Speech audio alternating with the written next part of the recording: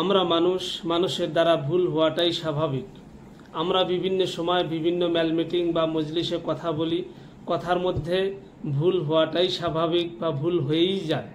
নবী করিম সাল্লাল্লাহু আলাইহি ওয়াসাল্লামের শেষ জীবনে ওনার অভ্যাস ছিলেন, উনি যখন কোনো মজলিস হইতে উঠিবার এরাদা করিতেন, নবী সাল্লাল্লাহু আলাইহি ওয়াসাল্লাম পড়তেন, সুবহানাকাল্লাহুম্মা ওয়া বিহামদিকা আশহাদু আল্লা ইলাহা ইল্লা আনতা আস্তাগফিরুকা ওয়া আতুবু ইলাইক।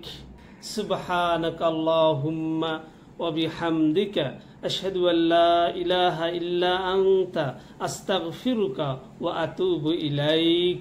এক ব্যক্তি প্রশ্ন করিল, ইয়া রাসূলুল্লাহ সাল্লাল্লাহু আলাইহি ওয়াসাল্লাম, ইতিপূর্বে আপনাকে এই দোয়া পড়তে আমরা দেখি নাই।